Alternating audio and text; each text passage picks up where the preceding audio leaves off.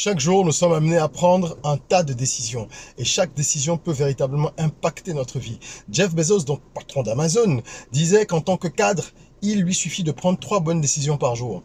Que pour tous les cadres supérieurs, c'est le plus important. Si vous parvenez à prendre 3 bonnes décisions par jour, vous pouvez vraiment faire exploser votre entreprise en quelques mois, quelques années. Quand on prend quelqu'un comme Warren Buffett, qui est une des personnes les plus riches du monde, et un investisseur extrêmement réputé pour sa sagesse, pour également son intelligence, Warren Buffett lui dit qu'il lui suffit de prendre 2 à 3 bonnes décisions par an pour faire une année exceptionnelle.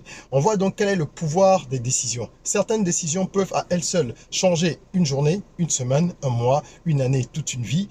Et certaines décisions peuvent changer donc votre vie en bien ou en mal. Vous pouvez également être détruit.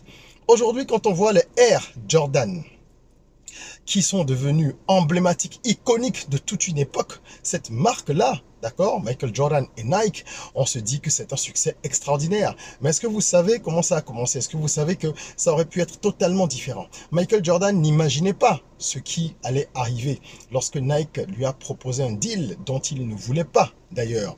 C'est de ça qu'il faut qu'on parle pour que vous puissiez comprendre la puissance des décisions. Aujourd'hui, par exemple, il y a des paires de Air Jordan qui se vendent à plus de 2 millions de dollars. Oui, cette année, récemment, il y a quelques mois, il y a eu une vente aux enchères et une paire de Air Jordan qui avait été portée donc par Michael Jordan lui-même a été vendue à 2,2 millions de dollars, c'est-à-dire un peu plus d'1,3 milliard francs CFA, je pense. Bref, tout ça n'aurait jamais pu arriver si certaines décisions n'avaient pas été prises. Jordan aurait tout perdu. Je voudrais aujourd'hui qu'à la lumière de cette histoire qui lie cette grande marque Nike et ce grand joueur Michael Jordan, vous puissiez comprendre comment on peut faire. On va donc parler de 5 conseils qui permettent de prendre des bonnes décisions. Comment on peut faire pour prendre les bonnes décisions? C'est ce qu'on va voir tout de suite. Je suis Régis Sezin, entrepreneur multipotentiel, conférencier, formateur et artiste. Je partage avec vous sur cette chaîne du contenu propulsif pour vous aider à rêver, oser et créer.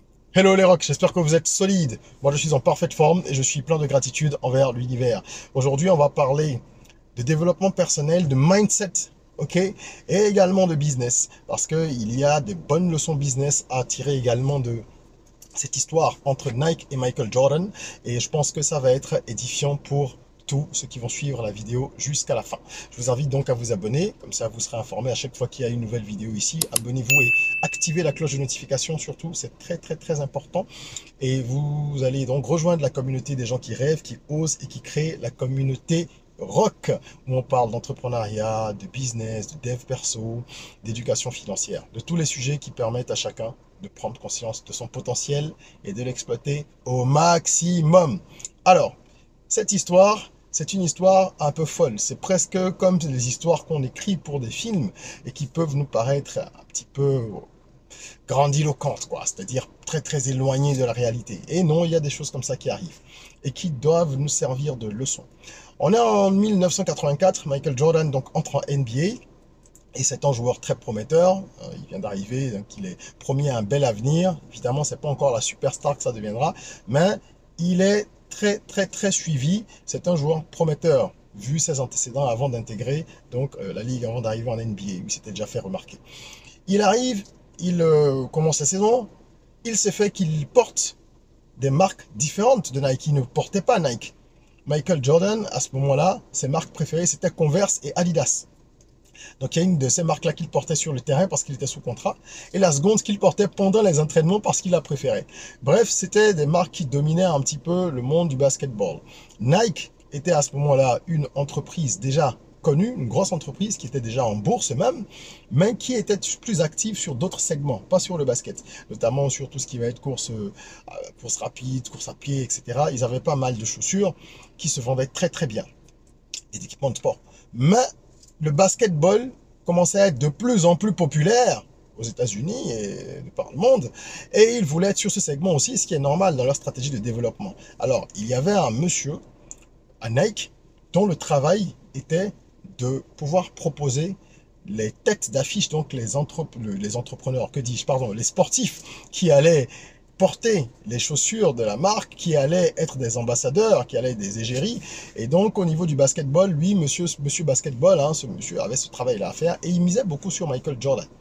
Il était obsédé même à un moment par Michael Jordan. Il était convaincu que ça deviendrait une superstar. Comme quoi l'intuition, ça ne ment pas. Il était vraiment convaincu et il n'y avait pas que sa connaissance du basket qui le poussait à croire ça. C'était, on va dire, un érudit quasiment basketball. Hein. C'était vraiment un pro du marketing et du basketball. Plus du basketball, on va dire. Donc il avait toutes les références, tous les grands joueurs, un grand passionné.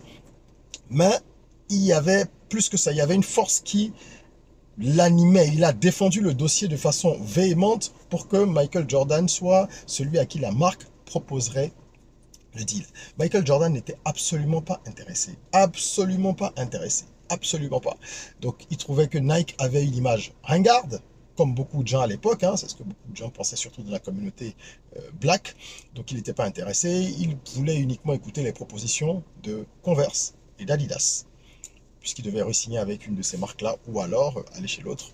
Et ce monsieur qui bossait chez Nike, il a eu, à cause de ce sentiment fort, de son audace aussi, il est allé proposer le deal, en contournant même l'agent, il a pris beaucoup de risques, il est allé proposer le deal à la famille de Michael Jordan, mais aux parents de Jordan, et surtout à la mère, parce qu'il avait appris que c'était elle qui prenait les décisions, surtout business dans la famille.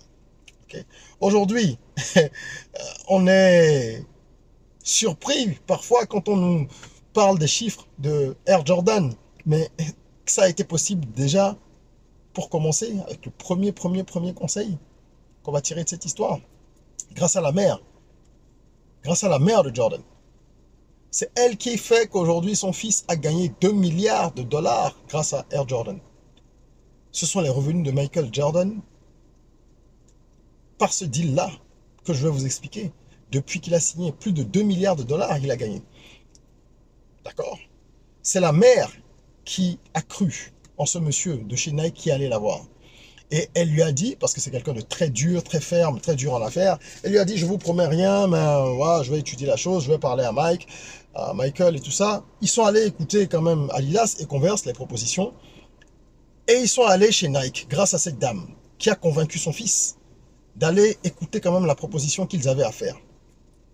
Du côté de Nike, ils se sont battus pour sortir une proposition béton, quelque chose qui n'avait été jamais fait jusque-là, et c'est la maman qui a poussé Michael Jordan à accepter. Prenez les décisions un peu pour la famille, n'est-ce pas? Donc vous devez avoir un bon entourage. Ça, c'est le premier point. Quand vous voulez prendre des décisions, il vous faut un bon entourage. Je dis souvent qu'il faut écouter les avis, mais il faut décider par soi-même à la fin, c'est important. Mais la qualité des personnes auprès de qui vous allez prendre conseil, c'est ça qui compte. Il faut avoir un entourage propulsif, un véritable cercle tracteur, avec des gens qui vous aiment sincèrement et qui prennent des décisions ou qui vous donnent leur avis sur la base de l'amour qu'ils ont pour vous, parce qu'ils veulent vraiment que vous avanciez. Ils veulent vous voir réussir. Ils protègent vos intérêts, ils protègent votre vie au sens large et au sens profond du terme. C'est grâce à la mère qu'ils ont signé. Figurez-vous que la première année d'exploitation, Nike espérait faire un chiffre d'affaires d'environ 3 millions de dollars. Vous savez combien ils ont fait finalement? 126 millions de dollars. Regardez le gap entre les prévisions, 3 millions, et le résultat, 126 millions. Rien que la première année. Rien que la première année. C'est extraordinaire, n'est-ce pas? C'est extraordinaire. Et ça a permis à beaucoup d'autres artistes de suivre, parce que le contrat que Jordan a signé, c'est un contrat extraordinaire. Ça m'amène au deuxième conseil. Vous allez comprendre pourquoi c'est extraordinaire. Le deuxième conseil est le suivant. Ne sous-estimez pas les petites options. Je mets petites entre guillemets, n'est-ce pas? Parfois, il y a des options qui sortent de notre zone de confort, qui nous font sortir de notre zone de confort, ou qui ne payent pas de mine. C'est-à-dire, on se dit, ouais, non, mais là, ça a l'air plus intéressant, ceci, ça a l'air plus intéressant, là. Ne vous fiez pas aux apparences. Ne vous fiez surtout pas aux apparences. Nike, c'était le petit joueur, ok? Parmi les trois marques-là. Nike n'était pas encore véritablement établi sur le marché, n'était pas établi sur le marché du basket. Donc, c'était l'option la moins intéressante. Il n'avait pas une image très accrocheuse au niveau de la communauté noire, mais c'est eux qui ont fait la meilleure proposition. Ils ont finalement proposé un contrat de 2,5 millions de dollars à Jordan pour 5 ans, ce qui revenait à 500 000 dollars par an. Remettez ça dans le contexte, on est en 1984, c'était 3 fois plus qu'aucun joueur n'avait en termes de contrat dans la NBA. Voilà donc un gars qui arrive, qui est au début de sa carrière en NBA et qui a déjà le plus gros contrat publicitaire. C'était annonciateur d'une grande carrière, n'est-ce pas? Il a souvent cassé les codes et établi des records. Bref, vous imaginez, il avait déjà ce gros contrat-là, mais grâce à la mère, ils ont su négocier les Jordan quelque chose d'extraordinaire. Lorsqu'ils ont décidé d'aller bosser avec Nike, qu'ils ont appelé Nike, les gens de Nike étaient surpris, ils ne s'attendaient pas du tout à être choisis. Mais en plus d'être surpris, ce qui s'est passé, là, j'ai pas une très bonne luminosité. On va continuer quand même. En ce qui concerne cette histoire, c'est que en plus de ce qu'ils ont proposé comme argent, cash, il y a eu autre chose. Les Jordan ont demandé à avoir 10% sur chaque vente, chaque paire vendue. C'était une première dans l'histoire du sport. C'est la première fois qu'un sportif à travers le monde entier négocie un contrat pareil. Alors chez Nike, ils ont été un peu hésitants parce que ça ne se faisait pas dans l'industrie, c'était totalement fou. Déjà qu'ils avaient pris de gros risques, mais finalement ils l'ont fait. Et c'est parce que les Jordan ont considéré l'option d'un challenger un peu moins puissant à l'époque, qui était prêt à se plier un peu en quatre pour avoir Michael Jordan, qu'ils en ont profité pour tirer un peu plus la corde. Ils n'auraient pas pu avoir ça avec Adidas ou Converse à l'époque. Ceux-ci voulaient à tout prix avoir Jordan. Donc, en termes de négociation, c'est là que je dis aussi qu'il y a des leçons business dans toute cette histoire. En termes de négociation, ils ont bien compris qu'ils avaient l'ascendant. Et donc, la maman a dit, on veut 10% sur chaque paire. Michael veut 10% sur chaque paire. Alors, ce qui se dit, c'est qu'ils n'ont pas eu les 10%, ils ont eu 5%, ou qu'ils ont eu 5% que ça a évolué. Bref, on ne sait pas trop parce qu'il y a les histoires officielles et il y a la réalité des contrats qui n'est jamais révélé à 100%, mais ce qui est certain, c'est qu'il touchait au moins 5%, donc entre 5 et 10% sur chaque paire vendue. Donc la première année, vous imaginez 126 millions de dollars. Si c'est 5%, il est à 6 millions et quelques. Si c'est 10%, il est à 12 millions et quelques de dollars. Et ça, c'est uniquement des royalties.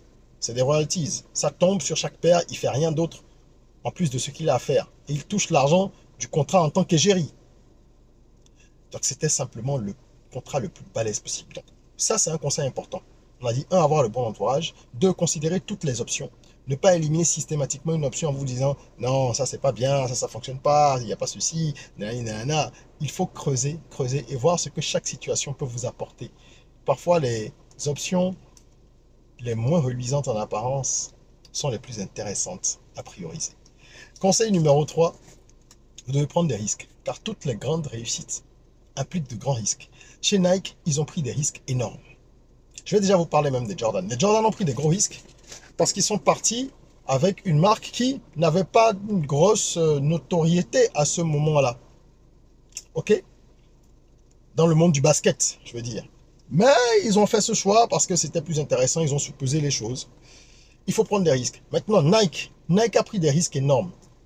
De bout en bout, Nike a pris des risques énormes. Le monsieur qui a été la tête de pont, le leader de ce mouvement chez Nike, qui a convaincu le patron de Nike difficilement, etc., il a mis sa carrière en jeu. Sa carrière était en jeu et son patron lui avait dit, il prenait des risques incalculables. Il a contourné l'argent de Michael Jordan, ce qui ne se fait pas, pour aller voir directement la famille. Il a insisté pour mettre tout le budget qui était disponible pour plusieurs joueurs de la NBA sur un seul joueur, parce que Jordan coûtait trop cher, donc c'était soit tout le budget sur lui, soit un budget splitté, et lui voulait absolument que ce soit Jordan. Donc il a pris d'énormes risques. D'énormes risques. Ils ont créé une paire de baskets spécialement pour lui. Il ne s'agissait pas de dire, bon, il va porter une paire, ou alors on va concevoir quelque chose d'un peu spécial. Non, ils ont créé une paire avec une identité à part pour lui. Donc ils ont pris de gros risques en termes de recherche et développement, en termes d'investissement, en termes de positionnement, parce qu'il aurait également pu se casser la figure si Jordan avait fait une mauvaise carrière, même les premières années. Si après ça s'était arrangé, c'est autre chose, mais ne serait-ce que les premières années, s'il n'avait pas été bon, la marque aurait misé énormément d'argent. Donc quoi? Une passoire. Alors que finalement, la première année, il avait été élu, je crois, meilleur rookie, rookie de l'année. Bon, donc, il y a des moments dans l'histoire comme ça où les étoiles s'alignent et l'histoire s'écrit justement à travers des hommes, à travers des initiatives. Donc, c'est ce qui s'est passé. Il y a eu une combinaison de bonnes énergies, mais c'est parce qu'il y a eu également tout ces éléments-là. Ils ont pris des risques. Donc, vous devez comprendre qu'il faut prendre de gros risques pour changer l'histoire et avoir de grandes réussites. C'est ça qui a permis de créer aussi de nouveaux contrats sportifs. Quand aujourd'hui on parle de Cristiano Ronaldo qui pèse X centaines de millions de dollars, de Messi, de Roger Federer, de tous ces gars-là, tous ces grands sportifs, d'accord, dans tous les sports qu'il y a, qui ont des gros contrats publicitaires, mais qui ont également des contrats avec des marques où ils touchent des royalties, etc. C'est Michael Jordan et Nike qui ont été les initiateurs, les pionniers de ce mouvement. C'était une révolution dans le monde du sport, que des sportifs deviennent également, quelque part, des artistes avec des royalties qui touchent. Aujourd'hui, quelqu'un écrit un bouquin sur une star, par exemple, il peut avoir un deal avec cette célébrité qui va lui exiger un reversement de royalties, donc une part sur chaque livre. Ce sont des modèles qui sont devenus courants aujourd'hui. Que ce soit pour un livre, une paire de baskets, une ligne de vêtements. On a vu Kanye West avec Adidas et tout ça. Rien de tout ça n'aurait été possible s'il n'y avait pas eu cette première collaboration-là. La collaboration entre Nike et Michael Jordan. Donc, il faut prendre de grands risques pour avoir une grande réussite et également impacter vraiment l'humanité. Parce que lorsque vous arrivez à faire des choses que personne n'a pu faire avant, ça change la donne complètement et c'est pour le bien de milliers ou millions de personnes par la suite. Ok? Conseil numéro 4, quand vous voulez prendre une grande décision, une décision importante dans la vie, il faut avoir une vision long terme, plutôt que de penser à demain. Jordan aurait pu dire, ok, je reste avec Adidas ou avec tel, parce que quand Nike a fait sa proposition, les autres ont essayé de suivre un peu financièrement, donc ils ont réévalué leurs offres, les autres marques, elles ont réévalué leurs offres, mais elles n'avaient pas justement toute la partie nouvelles chaussures, spécialement pour toi, Naïna. Il aurait pu se dire, puisqu'il me propose un peu mieux ou similaire chez Adidas ou Converse, comme c'est déjà des marques très connues et que je bosse avec ces marques-là, je reste avec ces marques tranquillement. Je ne veux pas prendre de risques et puis c'est mieux pour moi. Peut-être que j'ai peut-être 50 000 ou 100 000 dollars de plus là dans l'immédiat par an. Allez, je prends ça. Ça aurait été tellement mal pensé. Lorsqu'au bout d'une année, vous touchez entre 5 et 10% de 126 millions, vous voyez bien que le choix est vite fait si on a l'info. Mais vous n'avez pas l'info au moment de faire le choix. C'est pour ça que vous devez penser long terme. Et c'est ça qui les a poussés, les Jordan, je pense, en grande partie, à aller vers Nike. Ils se sont dit, voilà une marque qui est en train de se développer, qui veut mettre des moyens sur le marché. En ce qui concerne le basketball, si on est avec eux maintenant et que ça pète, que ça marche de leur côté, ben, on va être des partenaires privilégiés. C'est pour ça qu'il vaut mieux parfois commencer à travailler avec une petite entreprise ou une entreprise de taille moyenne, si vous êtes un employé, en vous disant je vais grandir avec l'entreprise, parce que je crois en cette entreprise, je vois qu'il y a quelque chose qui est possible. Oui, il est préférable parfois de partir sur ces options-là. Donc il faut voir long terme. Il ne faut pas penser à ce qu'on peut gagner tout de suite, uniquement sur la durée. Quelles sont les chances de rentabilité? Quels sont les bénéfices de telle décision? C'est ça qui est important. C'est très important. Ce sont ces 10%, 5 à 10% que Jordan y touche, qui lui rapportent énormément d'argent chaque année, qui font la plus-value. C'est ça qu'ils ont réussi à négocier. Et ils se sont dit, si Nike refuse de verser les royalties, alors on ira chez Adidas ou Converse. Mais comme Nike a accepté, ils se sont dit, on reste là sur le long terme, on est gagnant. Si on suppose qu'il y avait même eu juste 100 ventes, je crois qu'il y a eu 60 000 paires la première année, mais même juste 100, au moins sur les 100, ils auraient touché quelque chose. Donc c'est ça. Regardez toujours comment vous pouvez optimiser les options sur le long terme pour que ce soit rentable. Ça va faire une vingtaine d'années là qu'il est dans ce partenariat Jordan avec Nike. Comme je vous ai dit, Forbes évalue ses gains pendant cette vingtaine d'années à travers ce business uniquement à 2 milliards de dollars. C'est énorme. C'est énorme. OK? Et pour finir, je vais vous parler du 5e conseil. Apprenez à défier les codes. Défier les codes parce que les leaders, ce sont des gens qui empruntent les chemins les moins pratiqués. Si vous voulez faire des choses que personne n'a encore pu réaliser, si vous voulez marquer votre temps, si vous voulez simplement même prendre des bonnes décisions pour vous-même, parfois il faut casser les codes, il faut les défier. Ça peut paraître un peu rebelle, mais regardez dans l'histoire, de nombreuses grandes figures ont cassé les codes, se sont affranchis des codes. Le cas de Jordan avec Nike, évocateur. Lorsqu'ils ont signé, Nike avait conçu la première Air Jordan, qui était rouge et noir. Pirate, je crois que ça s'appelle. Et cette paire-là ne correspondait pas aux exigences de la NBA. Il y avait, je ne sais pas si c'est toujours en cours en NBA, mais je ne pense pas, il y avait une règle qui s'appelait la 51 Rule. C'est-à-dire, elle était surnommée comme ça. Et qui consistait en fait à dire ceci. Les paires de basket utilisées par les joueurs, leurs chaussures, devaient être blanches à 51% au moins. C'est-à-dire que, en termes de couverture, il devait y avoir du blanc au moins à 51% sur chaque chaussure. Autrement, vous étiez obligé de payer une amende de 5 000 $ par match. Si tu viens avec une chaussure où il y a moins de 51% de blanc, tu viens avec ça sur le parquet, et ben ton équipe, elle reçoit une amende de 5 000 $. Nike a développé une chaussure rouge et noire. Et vous savez ce qu'ils ont fait? En plus du cash des 2,5 millions à Jordan, des 5 à 10% versés en royalties, ils ont pris le pari de payer les 5 000 $ d'amende à chaque match pour qu'il porte cette chaussure.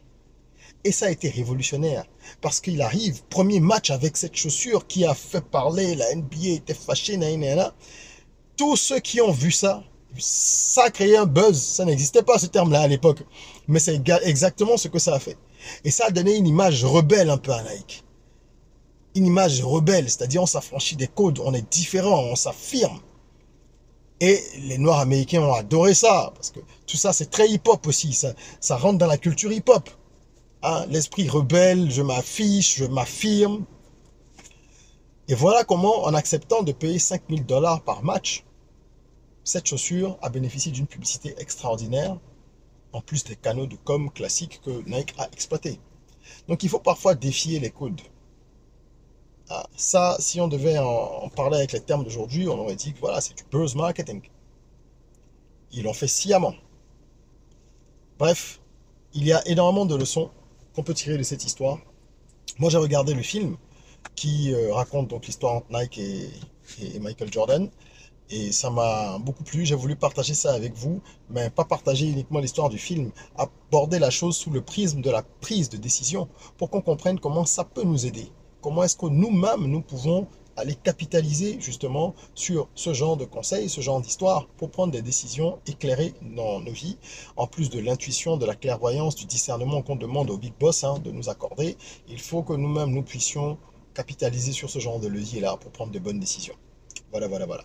Si vous vous retrouvez dans des situations où vous devez prendre des décisions très importantes, que ce soit pour le business ou de façon très personnelle dans votre vie privée, et que vous avez besoin d'éclairage au-delà de votre entourage, vous pouvez booker des séances de consulting, coaching avec moi sur les sujets de business et les sujets de développement personnel, des sujets personnels. J'accompagne pas mal de personnes. Il y a un lien en description, donc vous pouvez booker une séance directement avec moi et je me ferai un plaisir de vous apporter mes lumières. Voilà, je vous invite également à découvrir tout l'écosystème rock, c'est-à-dire notre plateforme de e-learning, l'album de musique urbaine avec des thèmes de développement personnel, Soyons Rock, mes livres Apprendre à entreprendre sur l'entrepreneuriat pour les jeunes et Jusqu'au bout j'irai qui est un livre autobiographique sur fond de développement personnel. Bref, tout l'écosystème rock, il est disponible en description. Ce sont des ressources multiples, diverses et variées qui ont pour but de vous accompagner dans votre croissance personnelle et professionnelle. Voilà. J'espère que cette vidéo vous a plu. Mettez un petit pouce si c'est le cas. Je vous invite encore une fois à vous abonner et activer la cloche de notification. Partagez cette vidéo également. Et en attendant qu'on se retrouve pour une nouvelle vidéo, prenez soin de vous, de votre corps, mais aussi surtout de votre mind. Rêvons, osons, créons, soyons rock.